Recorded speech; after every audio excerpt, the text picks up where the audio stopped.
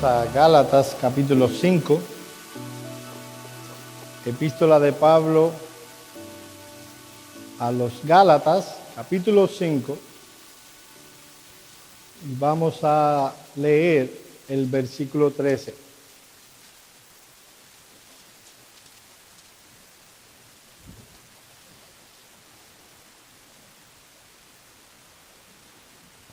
Gálatas 5, 13. Dice la palabra de Dios: porque vosotros, hermanos, a libertad fuisteis llamados, solamente que no uséis la libertad como ocasión para la carne, sino servíos por amor los unos a los otros. Vamos a orar. Padre, como cantábamos hace un momento, tú eres digno de recibir toda la gloria, toda la honra, todo el honor y toda la alabanza. Y es con esa disposición que venimos ante ti, no solo para elevar nuestras alabanzas, sino que tú vengas, oh Señor, y hables a través de tu santa palabra. Señor, háblanos de tal manera que podamos ser un pueblo que te glorifica viviendo en libertad. En el nombre de Cristo oramos. Amén. Amén. Si yo le preguntara a ustedes cuál es una de las mayores amenazas que atentan contra la iglesia local en nuestros días, ¿qué usted me respondería? Quiero que haga un análisis mental y piense en esas cosas que están atentando contra la iglesia. Yo no estoy hablando de la iglesia en general, estoy hablando de la iglesia local. Estoy hablando de un mal que está afectando a muchas iglesias locales. Y aunque es evidente que hay muchas cosas que atentan contra la vida de la iglesia local, contra el orden y la unidad, mis amados hermanos, estamos hablando de un mal que muchas veces es difícil detectarlo. A pesar de que vivimos en un mundo donde es relativamente fácil tener un exhaustivo diagnóstico de las cosas, cuando vemos este mal en la iglesia es porque ya ha causado mucho mal. Lo peligroso de este mal, como decíamos, es que es sutil y mora en el corazón de todo creyente. O sea, yo los veo a ustedes y me veo a mí en el espejo. Y yo sé una cosa: ustedes tienen que luchar contra este mal. A lo mejor ustedes dirán, no, yo no, sí, tú también. Ustedes y yo. Mis queridos hermanos, una de las mayores amenazas que atentan contra la unidad, el buen orden y la paz en una iglesia es el legalismo. Este es un mal que se disfraza con tanto éxito que probablemente podamos pensar que eso no está entre nosotros. Este es un mal que se disfraza de santidad, cuando la verdad es que está muy lejos de ella. El legalismo es sutil. El legalismo es un enemigo que impide a muchos creyentes crecer a la imagen de Cristo. Es un enemigo que divide. Es un enemigo que impide que otros puedan crecer a la imagen de nuestro Señor Jesucristo. Este es un mal muy engañoso y muchos lo confunden con la verdadera santidad, o incluso hay quienes piensan, es mejor ser legalista que mundano.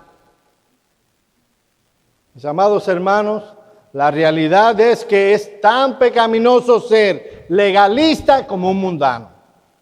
Los dos están muy aparte de lo que es, muy separados de lo que es la verdadera santidad. Ahora bien, es curioso notar que cuando vamos a los evangelios, las mayores controversias de nuestro Señor Jesucristo no fueron contra los saduceos y herodianos, que era el sector más liberal y mundano del Israel de su tiempo. Las mayores controversias de nuestro Señor Jesucristo fue contra los escribas y fariseos. Ellos representaban la ortodoxia doctrinal de su tiempo y también manifestaban, por lo menos en apariencia, el celo por la santidad. Aparentemente, los escribas y fariseos parecían ser los únicos que tomaban en serio la ley de Moisés. Pero lo cierto es que estos hombres y mujeres se preocupaban solo por lo externo. Para ellos, a la larga, oye esto, era más importante la buena opinión de los hombres que la opinión de Dios. Para disfrazar estas prioridades invertidas, o sea, tratar de quedar bien con los hombres aunque deshonraran a Dios. Estos eran hombres que criticaron a Jesús porque sus discípulos no se lavaban las manos, y como vimos hace un momento, ellos no tenían ningún problema con albergar sentimientos homicidas contra el Señor Jesús. Para ellos disfrazar estas prioridades invertidas, se llenaban de un conjunto de leyes para que les ayudara a esconder con un manto de apariencia el verdadero estado del corazón. Lo más triste era, mis amados hermanos, no simplemente que ellos se autoimponían ese número de leyes que Dios no había mandado, sino que obligaban a otros a llevarlas. En la mañana de hoy, siguiendo con nuestra serie de exposiciones acerca de los deberes que tienen los miembros de la iglesia, vamos a considerar cómo un miembro de una iglesia evangélica, cristiana, bautista, reformada, debe aprender a vivir en libertad. Y déjenme aclarar en este punto, y espero que nadie se me ponga bravo ya de inicio, sin antes yo explicarme. Hay dos tipos de legalistas.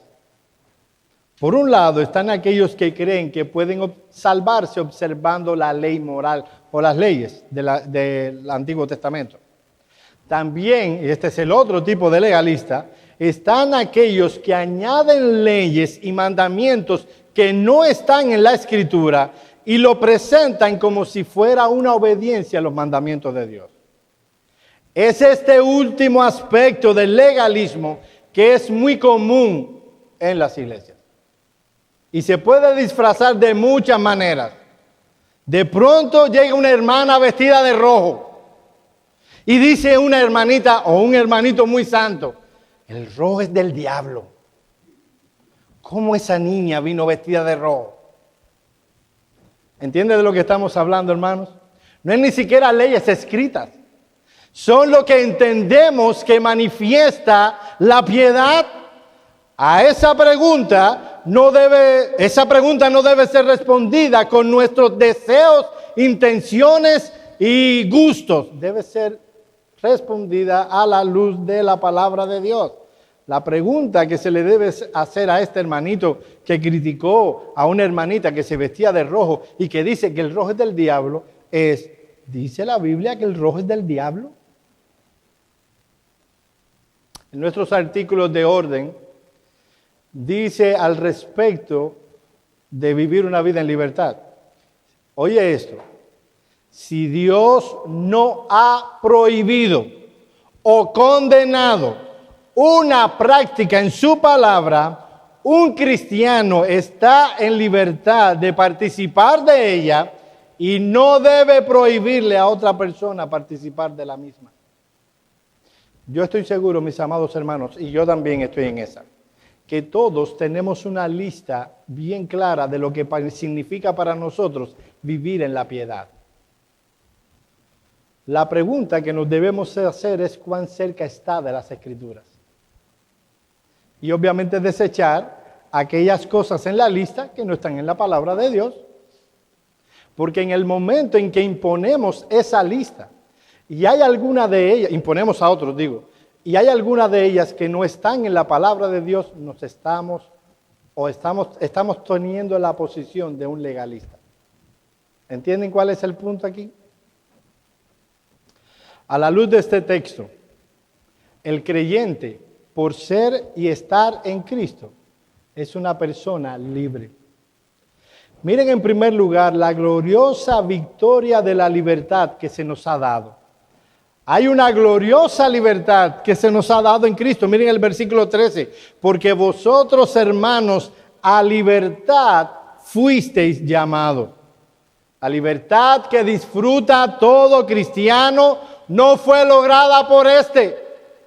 Tú eres libre en Cristo, mi hermano, pero no fue lograda esa libertad por ti.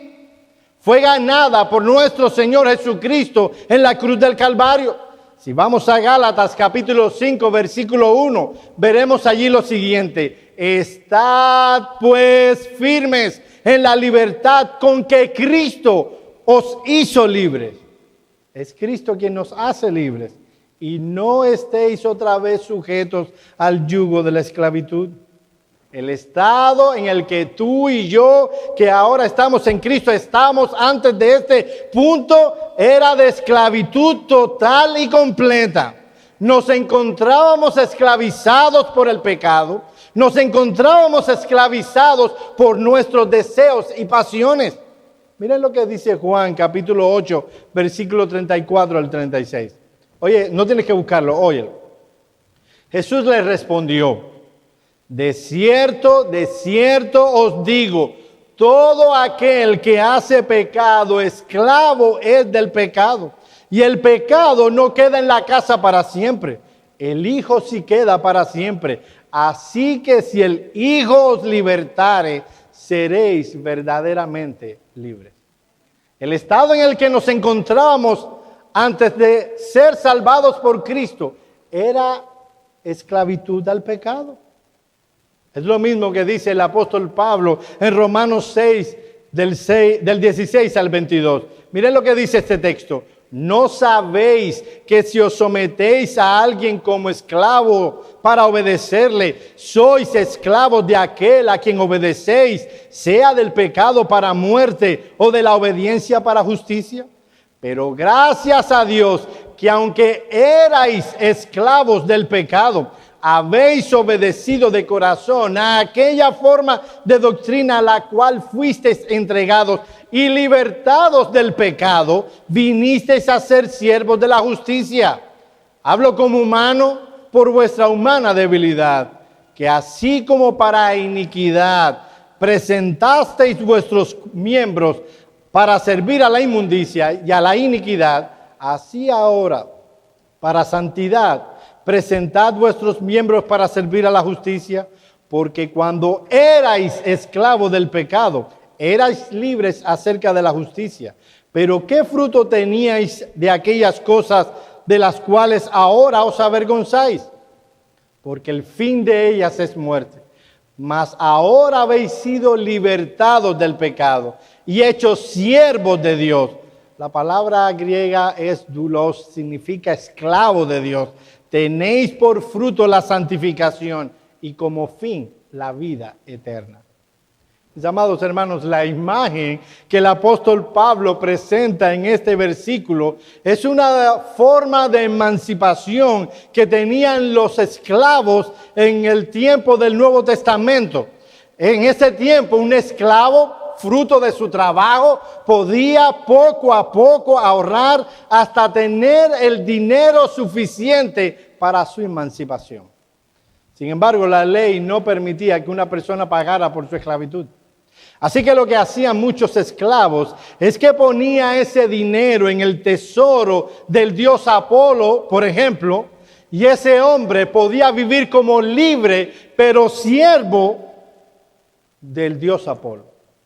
Mis amados hermanos, eso fue similar a lo que nos sucedió a nosotros.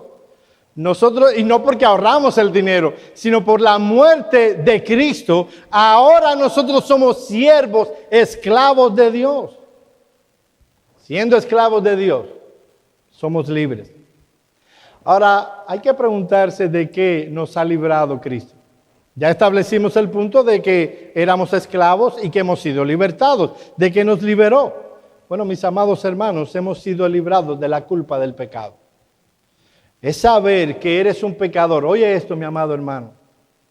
Es saber que aunque eres un pecador, que has violado la ley de Dios en incontables ocasiones, que mereces la condenación del infierno por el sacrificio cruento de Cristo en la cruz del Calvario, y que has sido librado por la operación del Espíritu Santo en tu corazón, proveyendo fe y arrepentimiento, que ahora has sido perdonado completa y totalmente de todos tus pecados.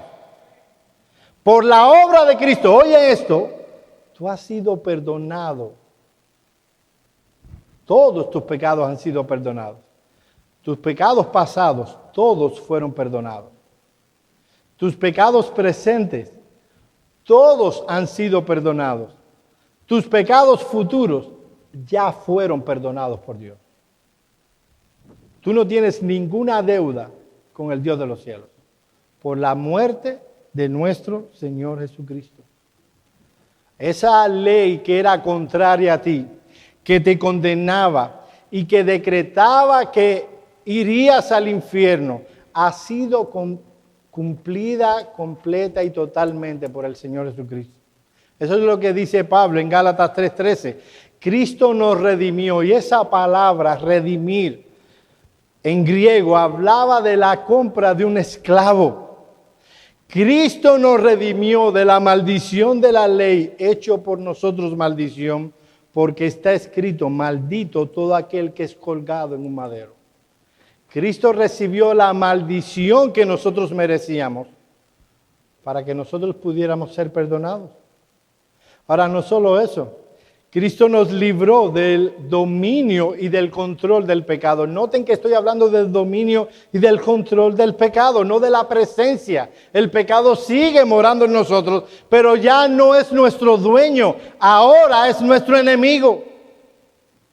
Cristo nos ha librado de las consecuencias de nuestro pecado. Lo que merecía nuestro pecado era la condenación eterna.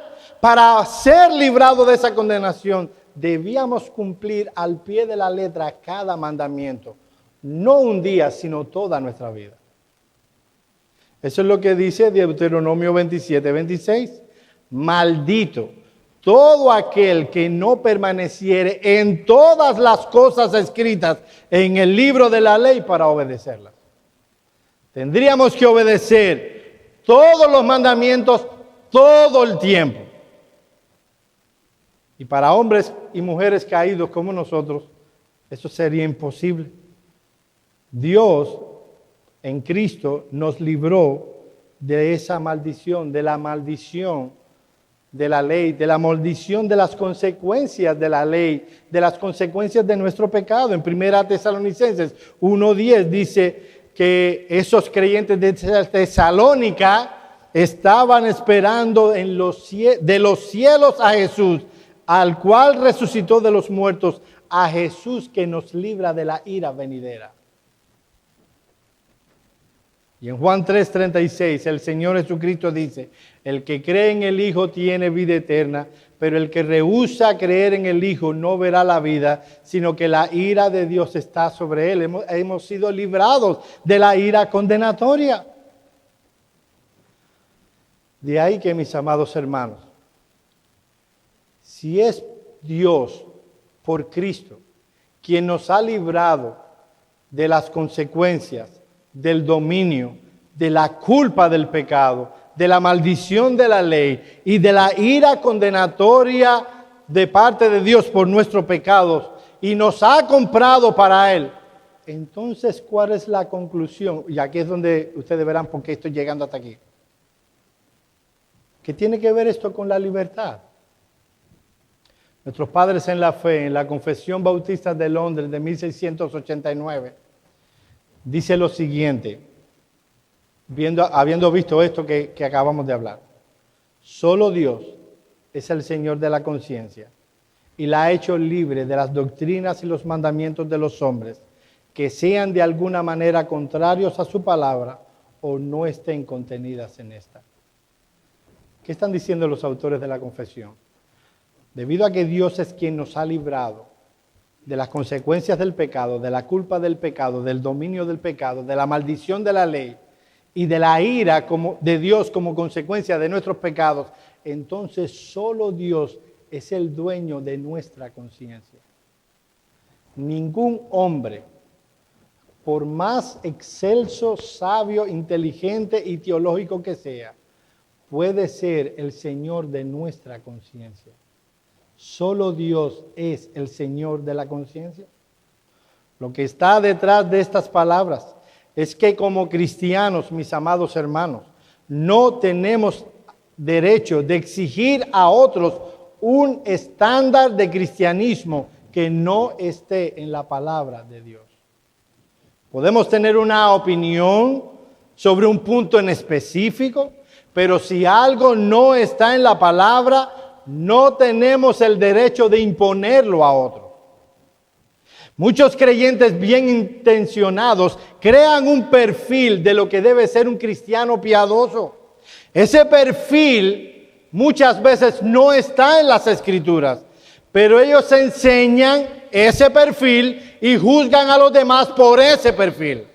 Por ejemplo, hay iglesias que se le prohíbe terminantemente a las hermanas ponerse un arete. No importa que sea un arete chiquitico, sería pecaminoso ponerse un arete. Sería pecaminoso en esa iglesia que una hermana se ponga un pantalón, no importa que sea ancho. Lo interesante es que a veces permiten una saya estrecha, que es como si tuviera un pantalón estrecho.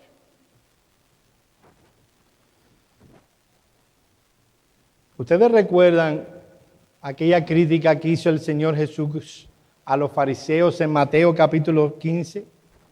Cuando ellos vienen criticando a los discípulos del Señor porque no se lavaban las manos. El Señor Jesús les dijo: ustedes invalidáis los mandamientos de Dios por vuestra tradición.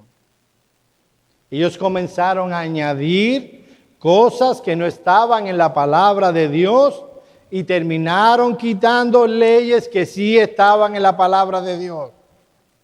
Como alguien ha dicho, aquellos que comienzan prohibiendo lo que Dios permite, terminan permitiendo lo que Dios prohíbe.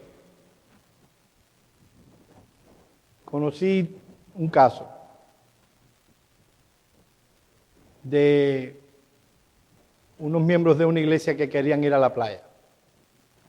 Era una familia. Y fue una persona al pastor de la iglesia. Oye, y era uno de los diáconos. Esto no es una historia, esto es una historia de verdad. Pastor, el diácono se fue para la playa con la familia. Mis amados hermanos, si casi llevan a disciplina a ese hermano, porque celebraban 30 años de haber conocido al Señor, y lo que hicieron fue ir a un lugar apartado, tomaron la guagua o el bus o el autobús que providencialmente llevaba a la playa, para estar en un lugar de camping, a agradecer a Dios por los años que Dios le había concedido de estar en la fe. Y solo porque se montaron en la guagua, y era la misma que, perdonen, la guagua me sale el caribeño, porque los caribeños le llamamos así al bus. Por montarse en la guagua ya hicieron toda una historia. Ahora, lo interesante es que Dios no prohíbe ir a la playa.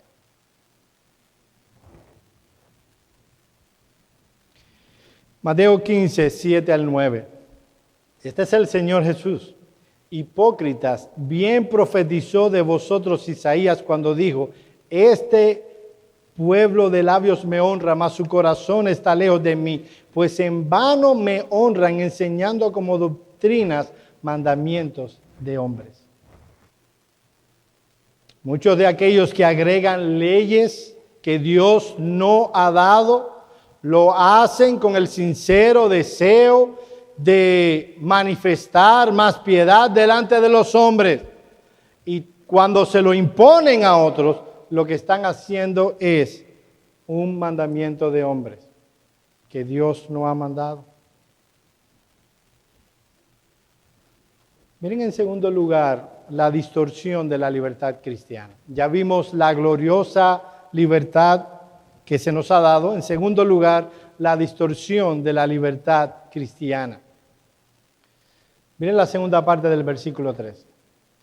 Solamente que no uses la libertad como ocasión para la carne. Lo que encontramos en esta parte del versículo es una solemne advertencia. Es verdad que es verdad que tenemos la tendencia de irnos a los extremos. El evangelio no es tolerancia al pecado. La libertad no es indulgencia a los deseos mundanos. No estamos hablando de usar la libertad de conciencia como un medio para satisfacer los deseos pecaminosos. El término que Reina Valera traduce ocasión era un término militar que se empleaba frecuentemente para hablar de la base central de operaciones de un ejército determinado donde se daban las órdenes para cualquier campaña militar. Miren cómo lo traduce la Biblia de las Américas.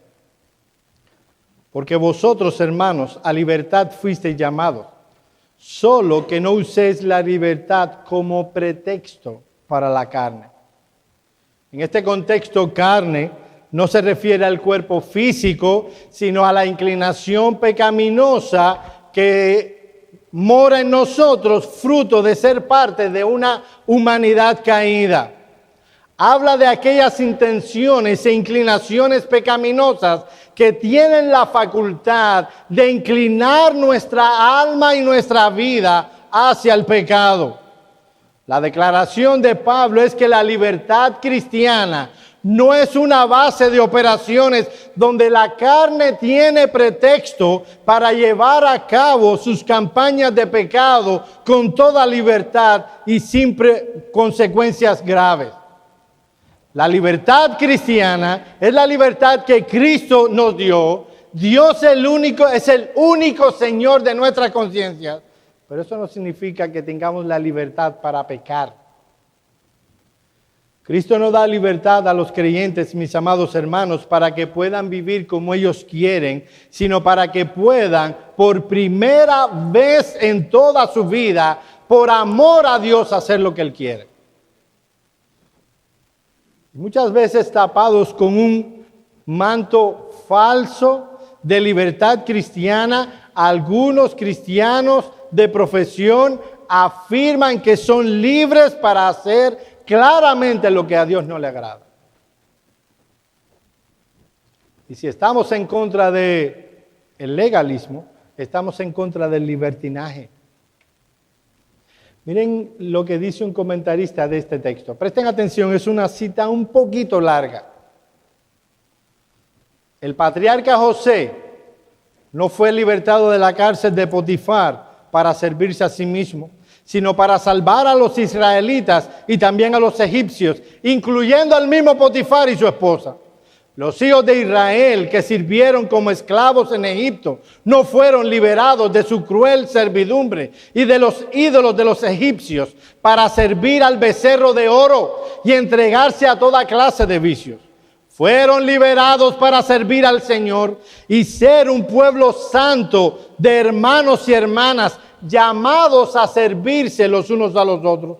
Pablo y Silas no fueron librados de la cárcel de Filipo para huir y dejar al pobre carcelero a su suerte. Fueron liberados para proclamar el evangelio también al carcelero y a los de su casa.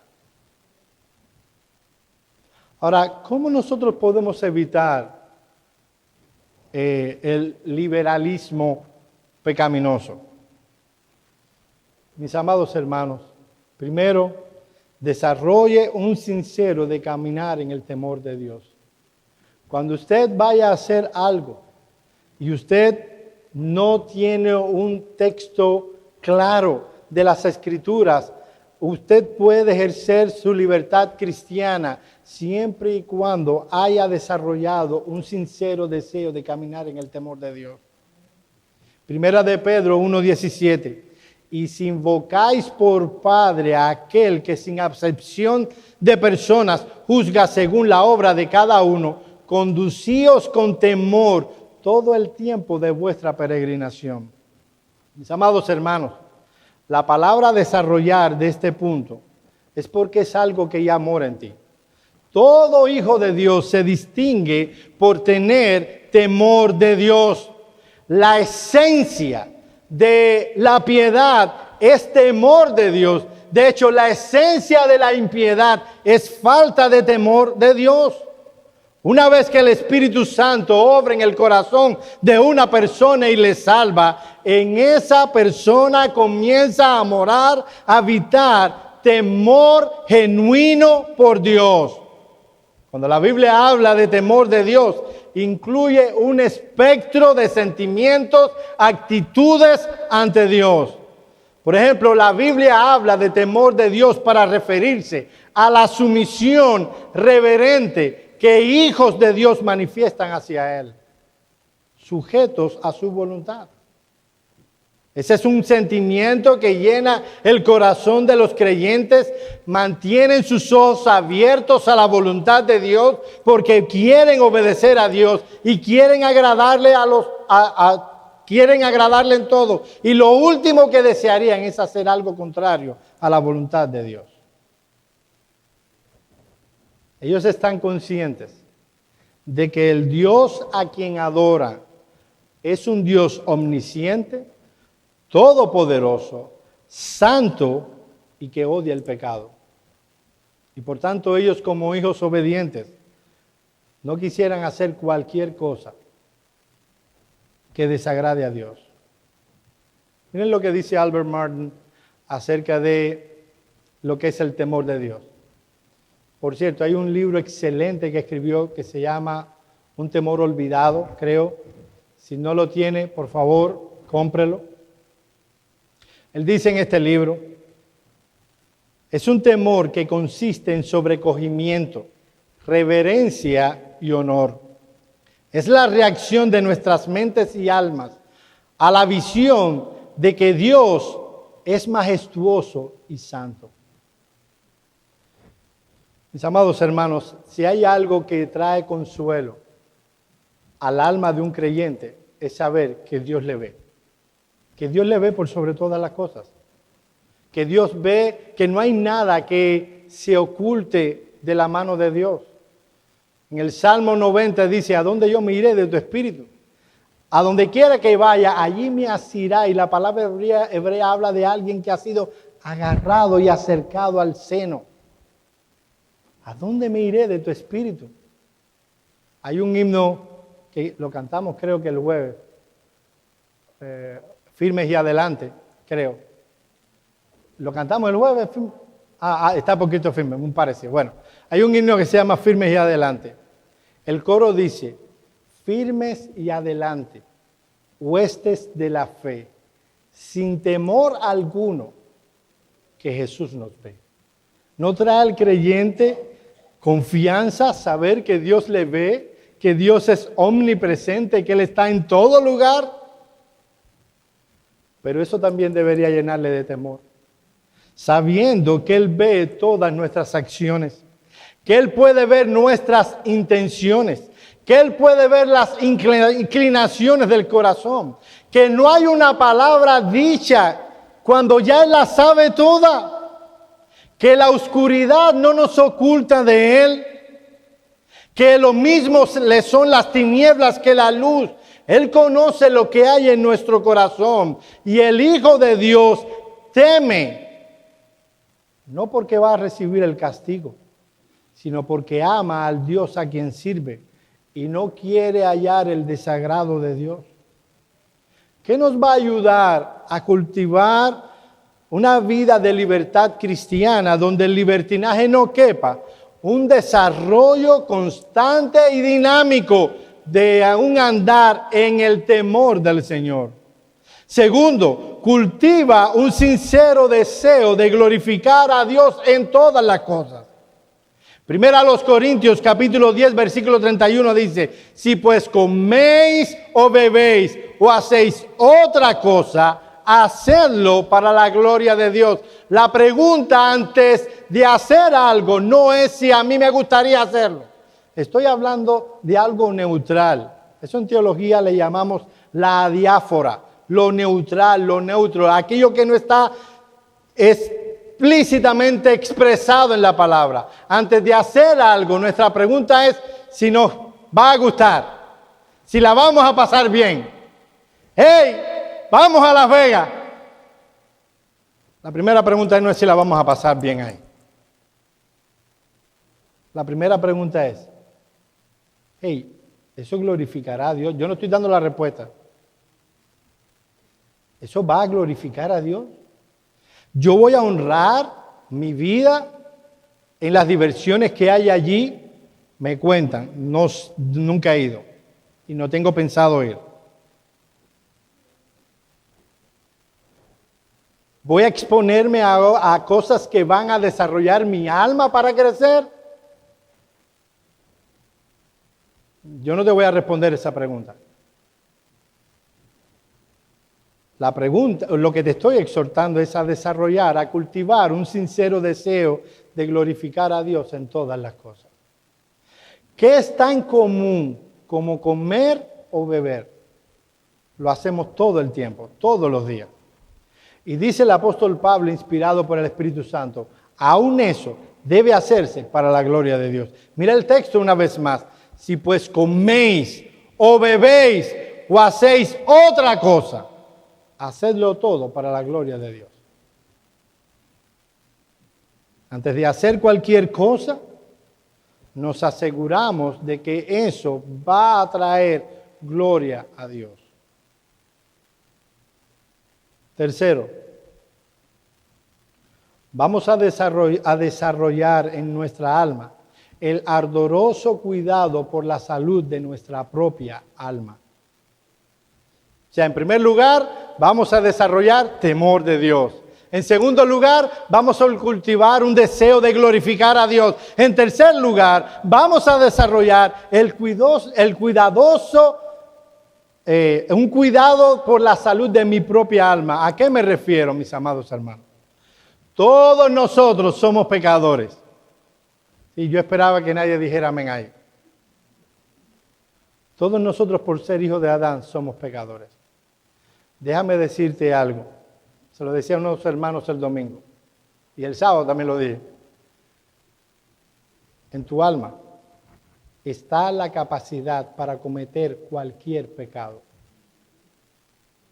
Cuando alguien me dice, no, yo no soy capaz de hacer eso, ya dio el primer paso.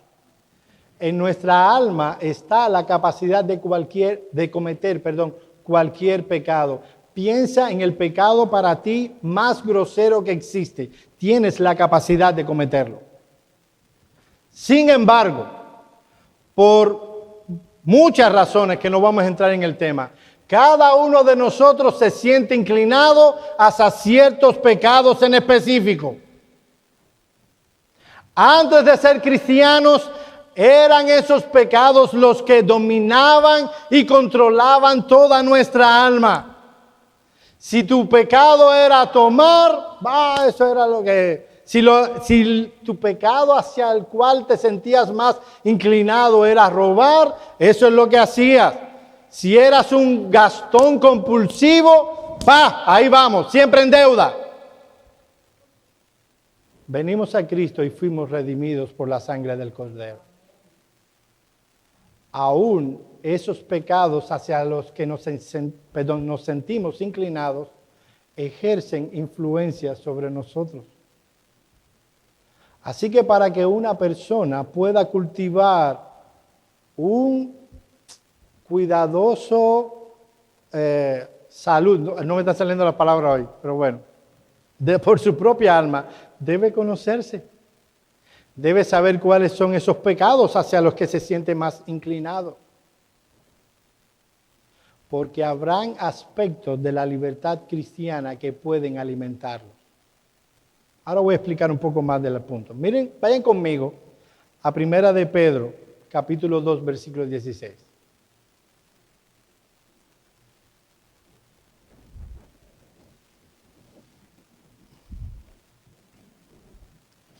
Primera de Pedro, capítulo 2, versículo 16.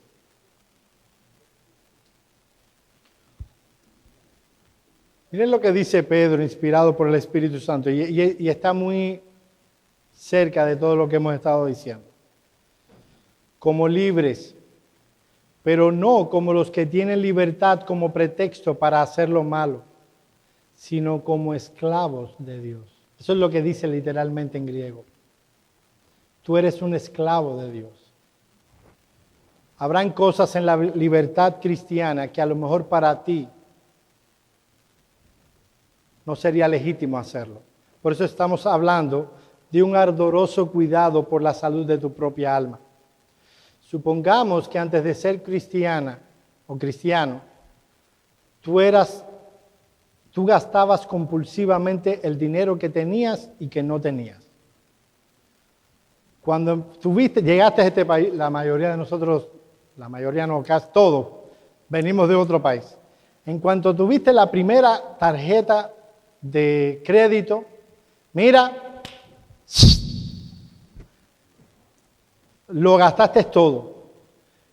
Tú no podías, antes de ser cristiana, ir a una tienda, mira, tú te llevabas, no importa si había promociones o no había promociones. Tú viniste a Cristo y Cristo te libró y te compró como su esclavo. Pero aún en ti está la inclinación de ser un Gastón o una Gastona. No tengo una palabra hoy para eso.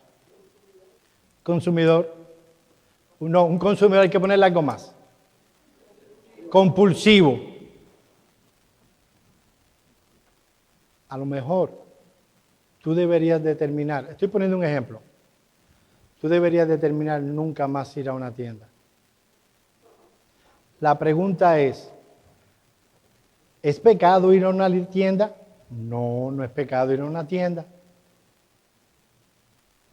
Nadie peca por ir a una tienda.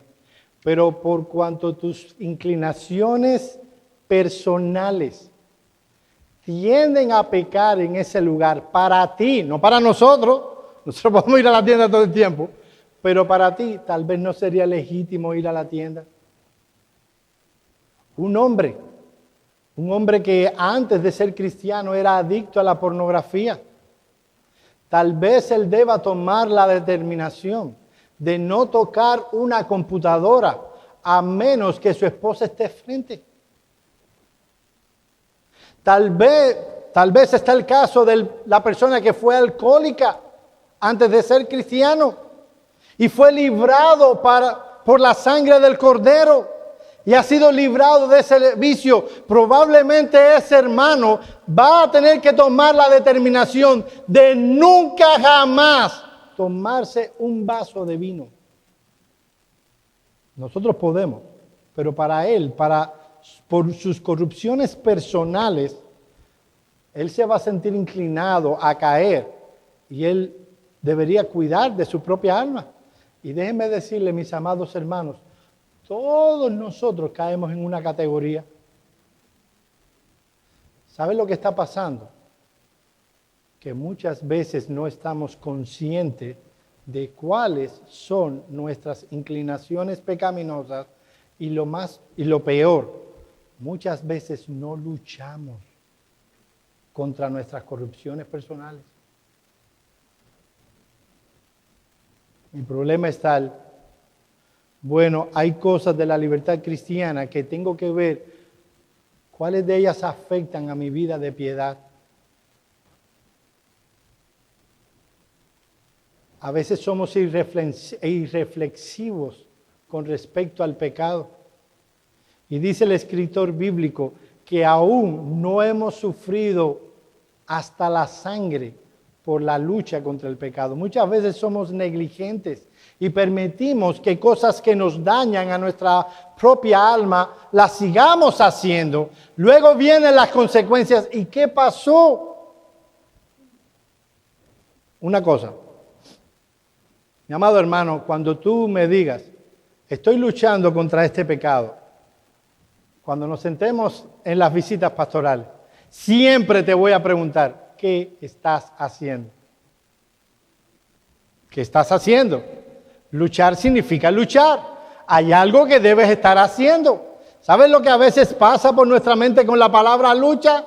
No, estoy en un proceso de pecado, caída, siguen las mismas circunstancias, vuelvo a caer en el pecado.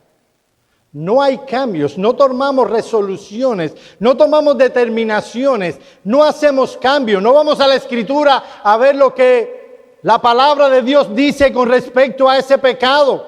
Te aconsejaría, por ejemplo, tienes problema con la ira, mira lo que la Biblia dice acerca de la ira. ¿Saben por qué? Porque en nuestra lucha contra el pecado, generalmente cambiamos el nombre de las cosas.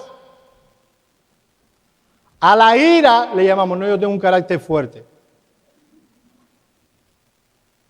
La verdad es que no, la verdad es que la Biblia dice que tienes un carácter débil.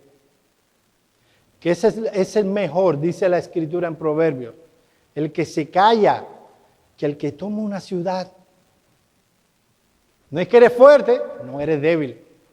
Dejas que todo lo... Dices lo que tienes que decir y lo que no tienes que decir también lo dices. Y lo dices porque no tienes autocontrol. Entonces no eres fuerte, eres débil. Mira cómo la Biblia lo presenta ese pecado. ¿Sabes para qué?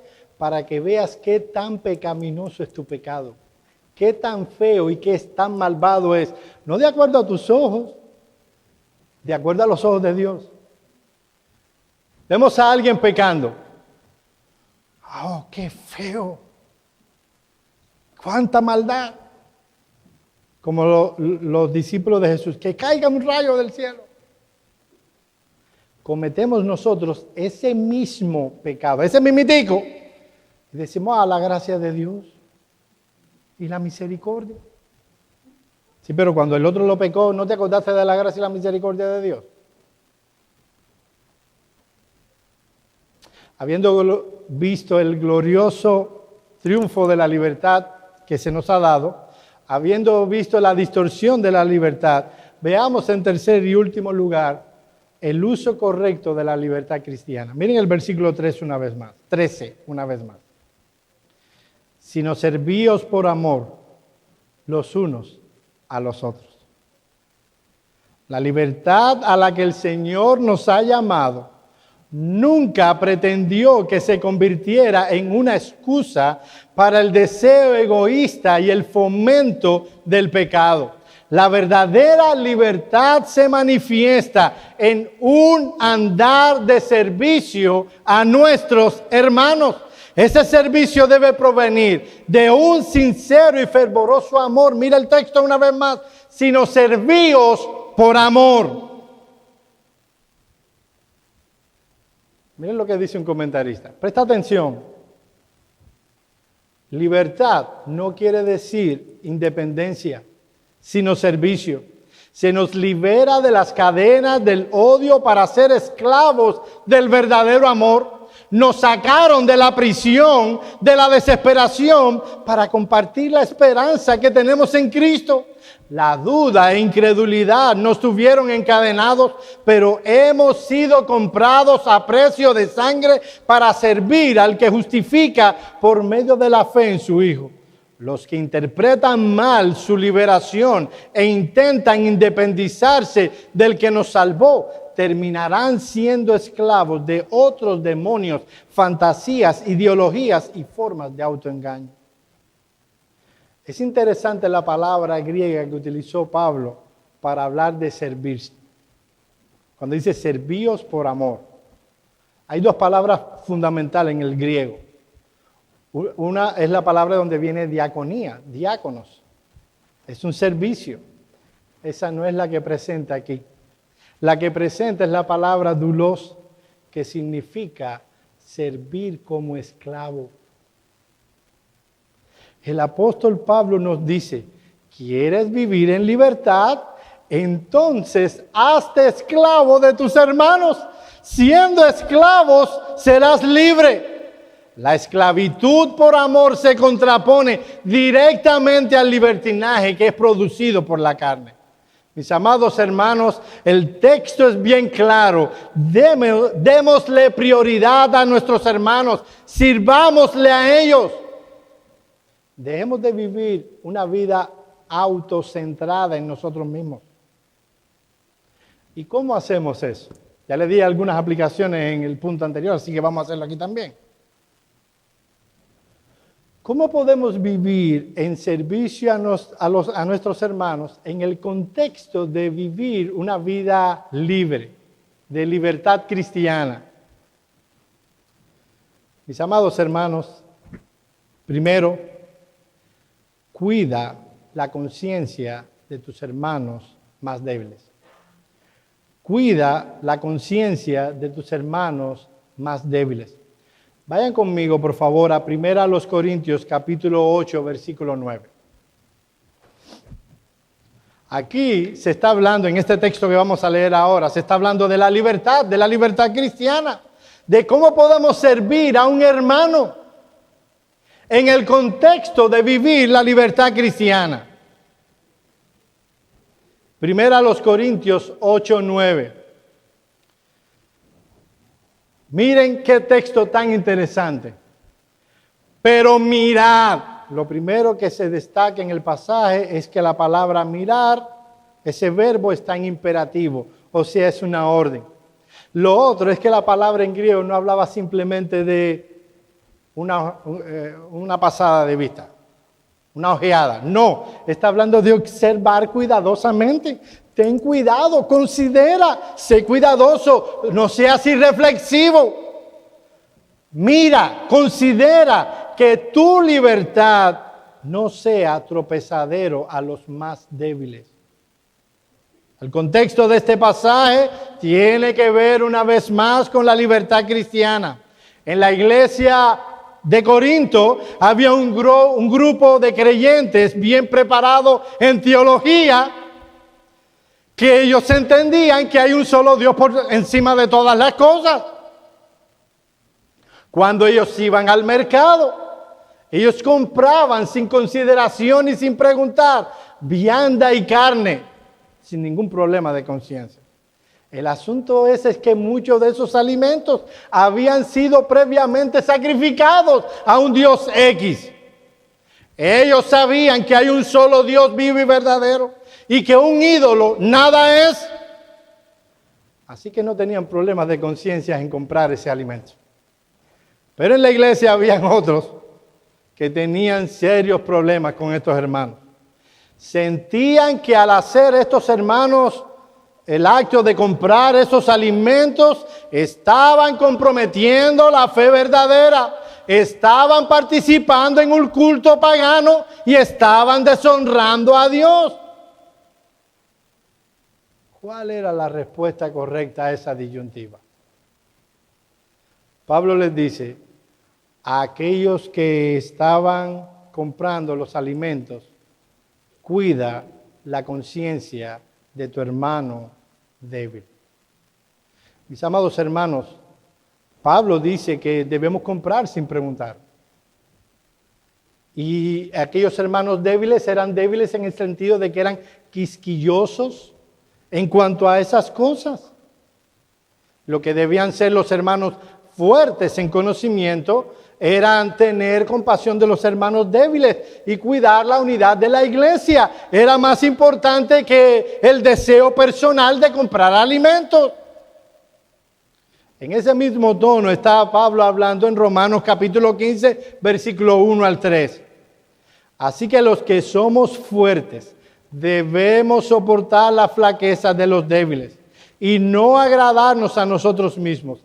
Cada uno de nosotros agrade a su prójimo en lo que es bueno, para edificación, porque ni aun Cristo se agradó a sí mismo. Antes bien, como está escrito, los vituperios de los que te vituperaban cayeron sobre mí. Si a alguien le molesta, por ejemplo, ir a la playa, bueno, no voy a restregar mi libertad cristiana invitándolo a la playa. Por cierto, a mí la playa no me llama mucho la atención. Por una simple cosa, ya esto no tiene nada que ver con eso, la arena. Pero vamos a suponer que se me ocurra la idea esa. Por amor a ese hermano no lo voy a invitar a ese viaje. No, porque tiene que aprender que no es malo ir a la playa. Lo voy a invitar. Y no le voy a decir que no, cuida la conciencia de tu hermano débil. Hay personas que piensan que tomarse una cerveza, es pecado. Bueno, la Biblia no condena tomarse una cerveza. ¿Qué condena? La borrachera. Si sabes que tu hermano tiene problemas de conciencia, no le pongas una cerveza cuando le invites a cenar. Cuida la conciencia de tus hermanos. En segundo lugar, ten compasión por los espiritualmente perdidos. Vayan conmigo a 1 Corintios capítulo 9, versículos 19 al 22.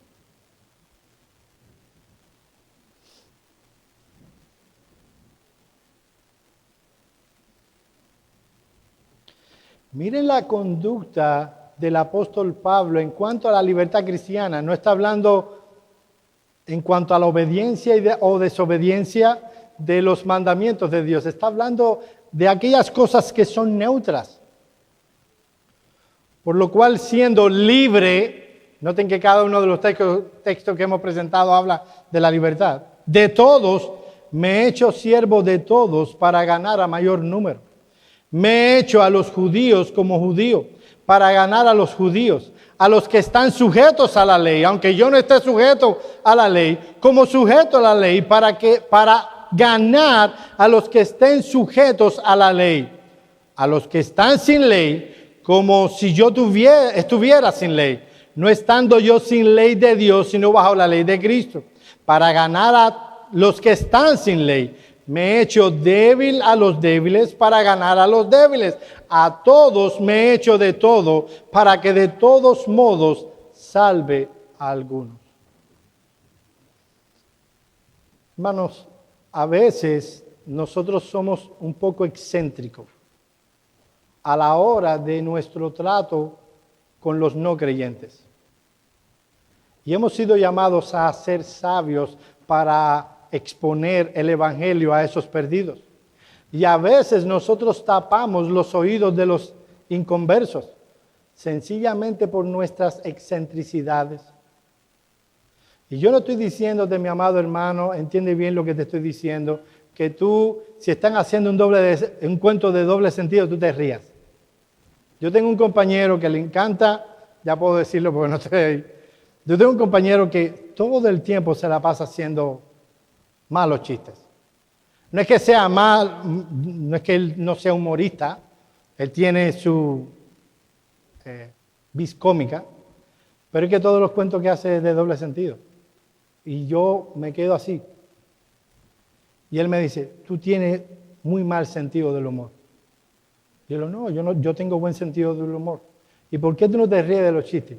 Por lo malos que son, hijo. ¿Cómo que son malos? Sí, son malos. No hacen un cuento que no tenga que ver con sexo y mujeres.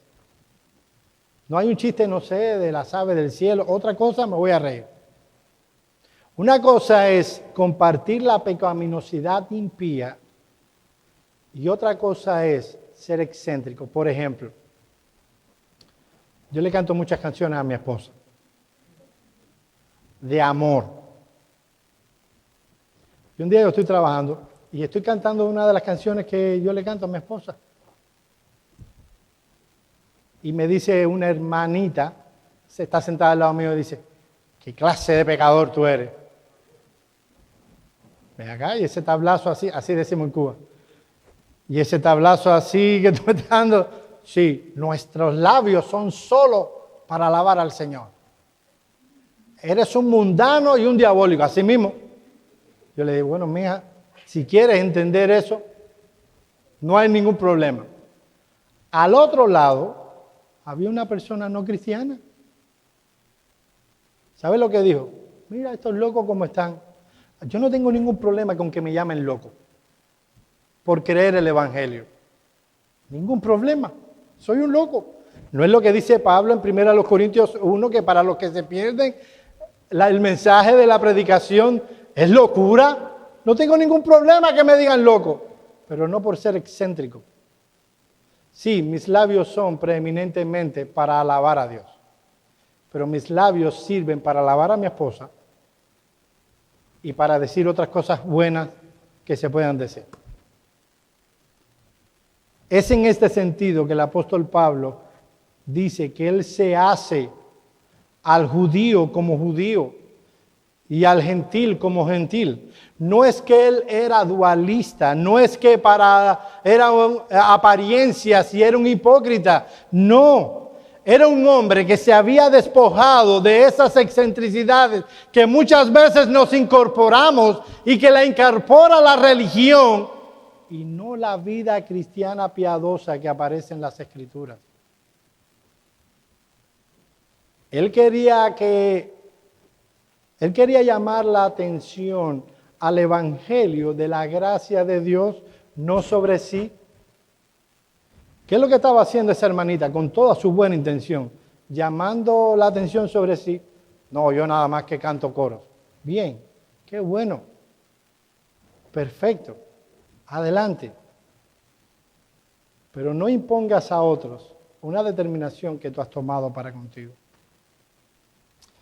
Mis amados hermanos, Dios nos ha librado por la obra compasiva, misericordiosa de nuestro Señor Jesucristo en la cruz del Calvario. Ahora que estamos en Cristo, podemos decir que somos verdaderamente libres. Los que están afuera dicen que están viviendo la vida libremente. Los que están aquí y no se han reconciliado con Dios por medio de Jesucristo, no están viviendo libres. Están viviendo esclavizados a la corrupción, al pecado y a la inmundicia. Solo si el Hijo te libertare es que serás verdaderamente libre. Mis amados hermanos, vivamos en libertad. No impongamos nuestras excentricidades a otros. Vivamos a la luz de la Escritura. Y déjenme hacer una aclaración. No es que está pasando nada ni ha pasado nada. He sido vehemente en mi sermón, pero es porque toca enseñarles eso. Gracias a Dios, mis amados hermanos, por la libertad que tenemos en Cristo. Vivamos en libertad. Cuidemos nuestras almas del libertinaje y procuremos servirnos como esclavos los unos a los otros. Vamos a orar.